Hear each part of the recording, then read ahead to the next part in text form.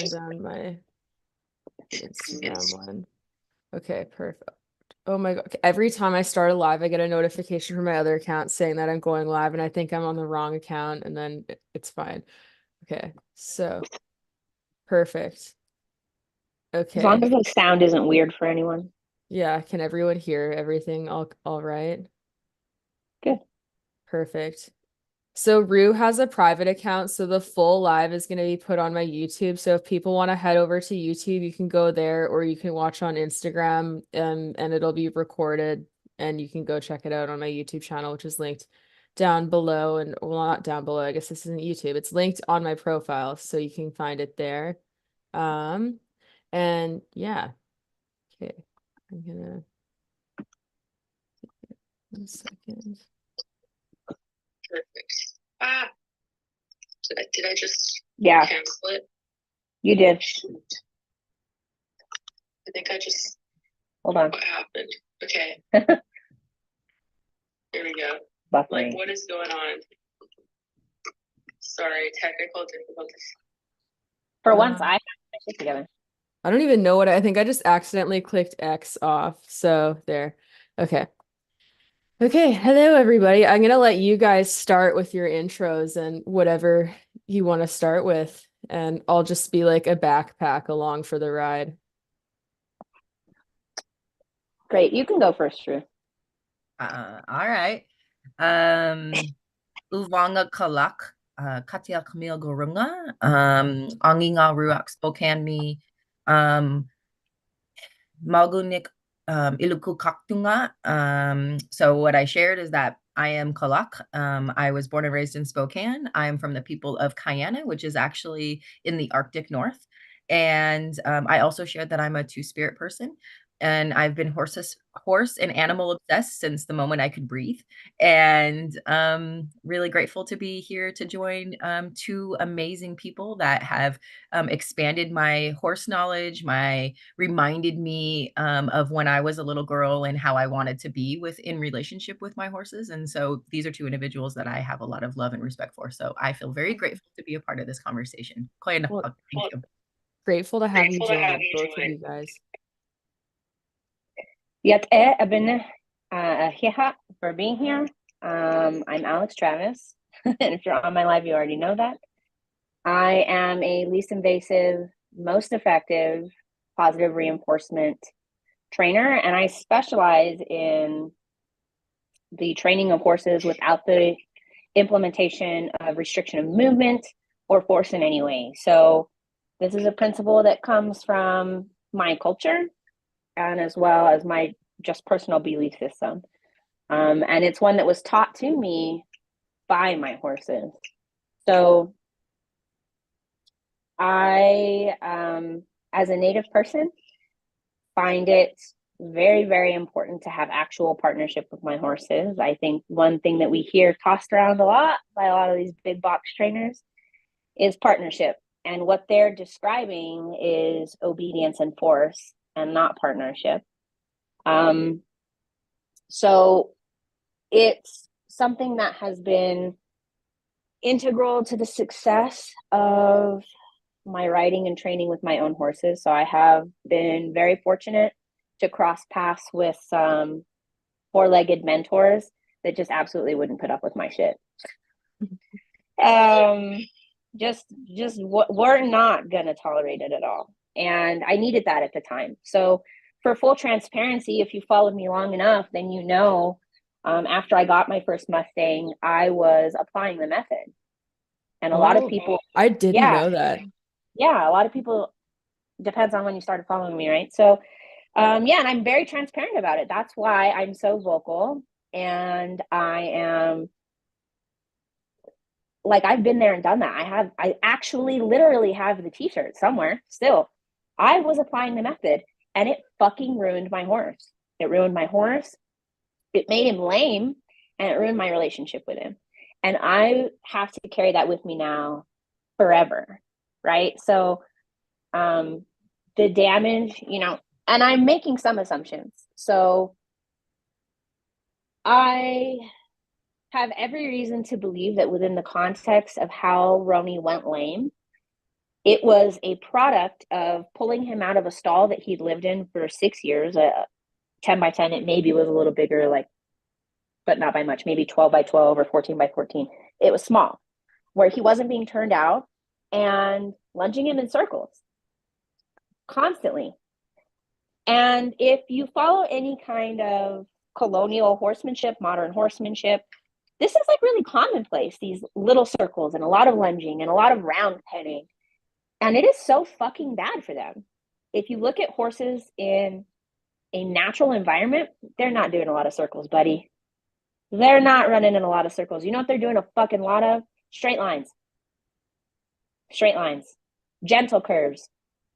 And, you know, it wasn't until I had a couple of really bad wrecks on this horse that I absolutely deserved and moved. I came across Brooke Jordan's profile, and please, if you want to go show her some love, feel free to do that. But I don't recommend flooding her with a lot of horse questions because she has a lot of her own personal stuff going on right now. And she was round penning her horse and using positive reinforcement to teach selection. And it just clicked with me that day. I remember exactly where I was standing. I remember exactly what I was doing.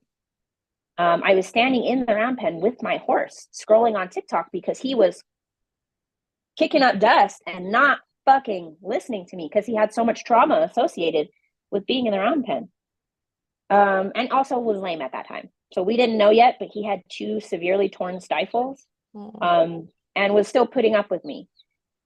And I just like had this epiphany because at that point I had already had my master's degree. I knew better. And I fell into this like marketing trap. And if there's one thing Mr. Anderson is good at, it's marketing. And boy, you better bet your ass that marketing's on point, and it sucks a lot of people in because he says things that if you don't have a scientific understanding of equine behavior, or an ounce of empathy, it's going to make sense to you. It's going to make sense. Oh, my horse doesn't want me to saddle him because he wants to get out of work. But if you're feeling vulnerable and you're in that position, you're totally going to take that and run with it, right? So, and that leads to a lot of discipline. And so I just had this epiphany, like, wow, none of this makes any sense. And look at what I've done to my horse. Look at what I've done to him. And I felt so much shame. And from that moment on, I never picked up another whip. I threw away everything. And I'm really grateful to him for forgiving me, because I look back now and he just didn't understand. He just didn't understand what I was asking. That horse will do anything I ask him to do if he understands it. And so it comes back to this like very modern way of doing things, but more importantly, a modern colonial way of force. Something that I'm struggling with a lot lately is seeing the replication of the way the BLM is handling these wild horses and feeling really like that feels so familiar.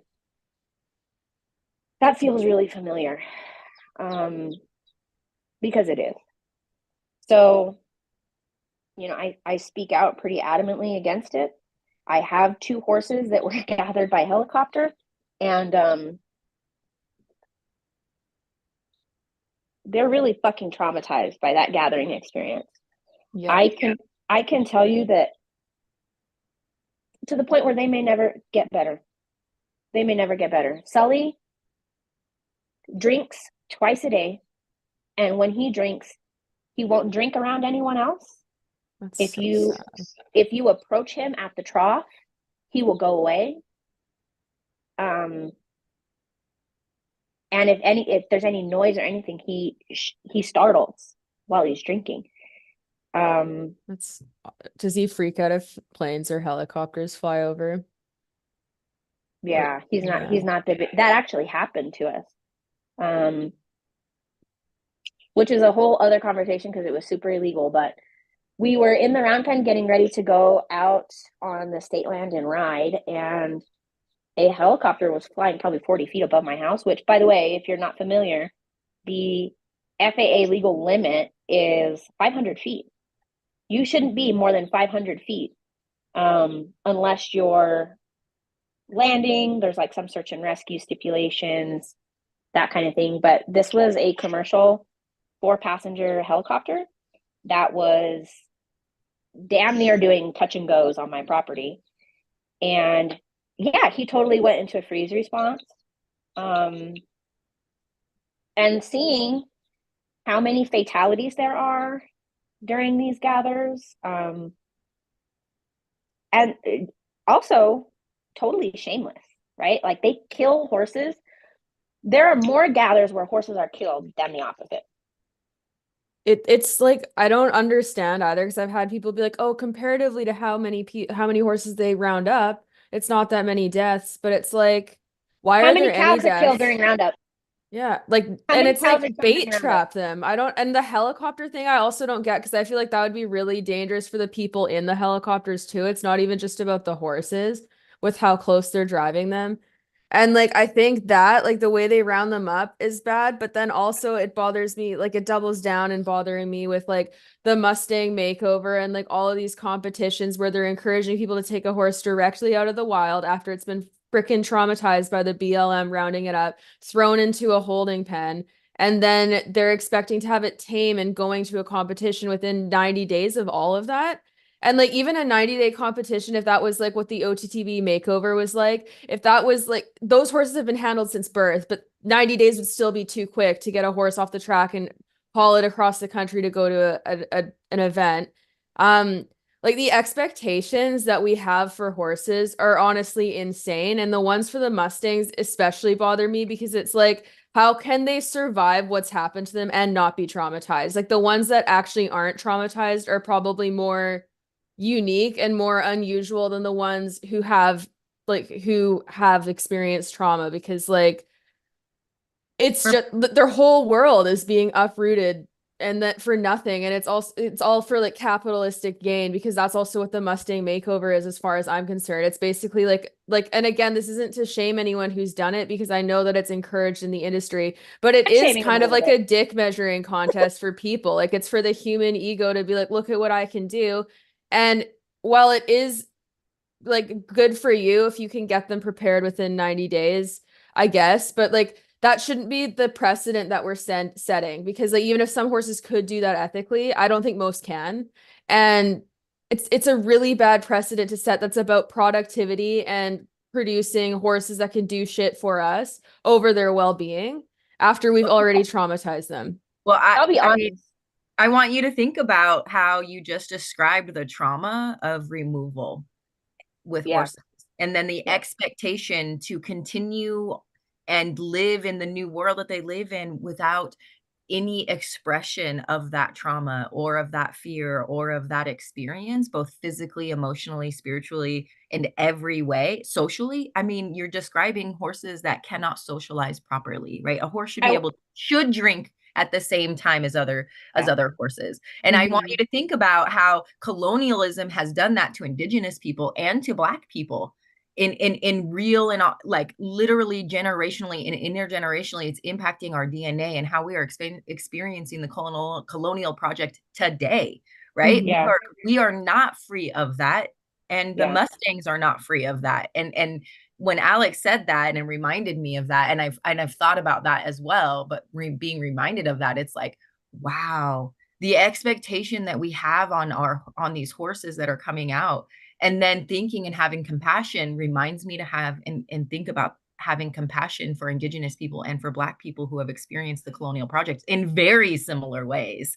If we don't Yeah. think that To, enslavement of black people wasn't about capitalism, right? And the direct, Oh. I mean, oh my God, you want to connect two that things. Without parallel. without black slaves, the world we live in today wouldn't exist. So yeah, So I, two things it's that I think messed up. people really have to like get on the same page about, whether you agree with any of this or not. Capitalism and empathy will never align in the modern paradigm of what that means. They can't coexist. They exist in our culture, right? I do it every day. I take as many clients as I can handle, which right now is none, ethically, because I know I don't have the bandwidth for it. I'm working on a project with Rue that I'm consistently behind on. I have work, I have my own horses. So I understand, I'm not willing to make money if my clients are going to suffer. Not willing to do it. What I do instead is I go out and I provide the clients I do take with so much knowledge and so many resources that they can replicate what I'm teaching to others successfully. That doesn't align with a modern capitalistic business model. And I don't give a rat's ass. I don't care. That's not the point, right? Another thing I want to point out, and I'll touch on this the second in a minute. The first is, you're absolutely right, Rue. Drinking with other horses is the equine behavioral standard. Horses should go and drink with each other. They should. That is when you're the safest. He doesn't, because he had such a traumatizing experience that he's unwilling to drink with other horses now. That's how he was captured. And it stuck with him forever. So when we think about that, right? Or if you've ever worked with a horse where if you pick up a lunge whip, their fucking whole body and expression changes. How can you then argue that this is not a fully sentient animal with memories? That's a conditioned experience, right? So if you want to see it from a scientific standpoint, great, good for you. Yeah, that's a conditioned response. Where do conditioned responses come from? Memory. That horse has associated a negative experience to that object, or even if it's not the same whip, and even if they see it years apart, their response doesn't change. And so there's this common practice of removal, and it's not just like a wild horse only thing, right? So when we talk about removing wild horses from a band where they're multi-generational, mothers and foals are separated. So in this recent gather, mother and foal were separated, both died.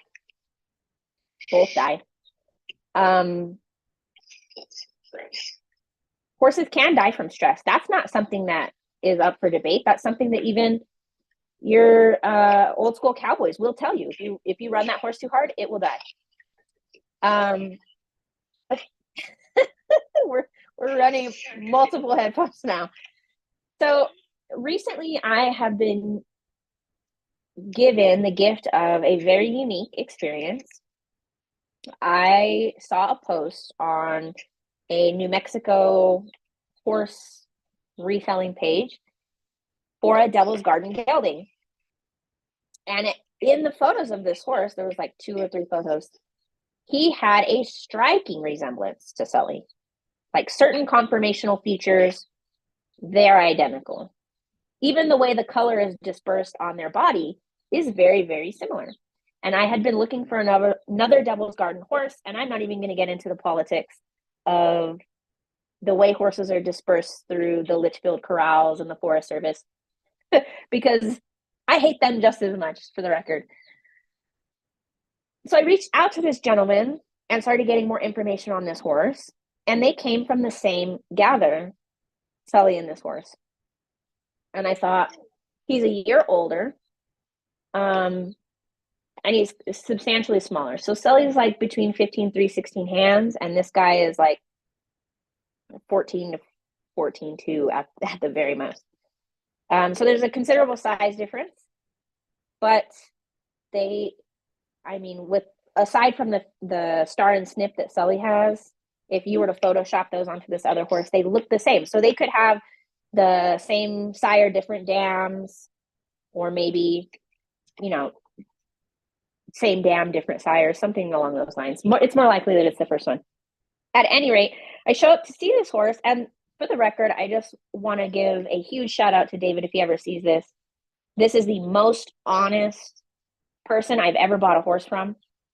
He told me the absolute and utter truth to the exact detail about this horse's history and the things that he had been through and had been done to him, and his shortcomings as a trainer that led him to sell this horse. One thing I will say about these particular horses is they are one strike horses. You get one big fuck up with them and they're never going to trust you again. And they're never going to trust you again. And I showed up to buy him, and it was like deja vu, like living a blast from the past on the day that Sully came off the trailer. A lot of the same fear responses, startle responses, very snorty, would rear, things like that. And many hours later, we got him on the trailer without force or like extreme pressure. And when he unloaded the next day, Sully came up to the panels because we got home really late at night, and all the horses were out in the pasture. So they don't come in until the morning. When they do come in, it's usually right around feeding time, and they stay out all night. So this is the first time, presumably, Sully had seen this horse. Sully is not a social horse. He does not have any other horse friends. He does not socialize with the other horses. And he is not what I would call a lovey-dovey, touch on me kind of horse at all. The other horse's name is Busy. Busy walked up to the panel and started grooming Sully's shoulder, which totally floored me. I was speechless. Immediately, I knew these horses know each other, because that's not a behavior horses do when they don't have a close relationship and a bond with that horse. Mutual grooming is only something that close horses do with one another. They will not do this with a horse who's not their very good friend, very good relationship. Some horses don't do it at all, and that is Sully. I've never, ever, ever, with all the horses we've had here, he's never groomed another horse. And I've never, ever, ever seen another horse groom on him, ever. Get away from those chickens right now. That just makes me so sad. And it, you know, like I'm literally tearing up because I just imagine that happening to enslaved Black people and Indigenous people. We know how inherent and connected the violence that has happened to us, and how, you know, those moments happen to us too. Yeah. Yeah, absolutely. And it leads to like the disproportionate representation of Indigenous and Black people in addiction and other mental health issues, Yep. and poverty and homelessness. But meanwhile, In prison, the capitalistic mindset, prison is just so that they could keep slavery around. It's literally just legalized slavery. They found a freaking rebranded. loophole. Yeah, so they like it's a shame, because then people are getting blamed for trauma, blamed by white people, the colonizers, for trauma that was inflicted on them by those people, like obviously their ancestors, because none of them are alive right now. Like, for example, my last name is not what my actual family's last name would be. It's the name of the plantation that they would have escaped from. So like that's kind of the history that we're coming from. There's so much lost ancestral history that never got passed down. And for Indigenous people, I would imagine it's so much the same, but probably like to an even greater degree, because there's just so many years of trauma that and erasure of culture, and also like stealing of culture too, where they'll grab stuff from other cultures and rebrand it as their own. And what you were saying about Sully and the grooming, I think is like especially like for people to connect to like how marginalized groups might feel, because like that's another thing with the Mustangs and the captures and how quickly people train them that they don't realize is like when they're rounding them up, they don't freaking care if they're actually getting all of the same herd together or anything. Like little babies that can't keep up with the herd get left behind. They die, and they get injured and die, and they don't care. And that's the same thing that has happened to, every Indigenous group in this country during the 60s scoop, during the 90s scoop, during the first formation of boarding schools. Foster care. Yep. Yeah, foster care is just rebranded boarding school. So I'm and to the point where, I mean, those wounds run really deep, right? So I have 2 generations of elders in my family who've been through boarding school and will not talk about it, will not, to the point where they will not talk about our cultural history in any way, will not speak our native language, because they're so traumatized. And the really sad thing is, I think if you come from a larger nation where you had numbers on your side, right? Like the Navajo Nation is the largest nation with the most registered members.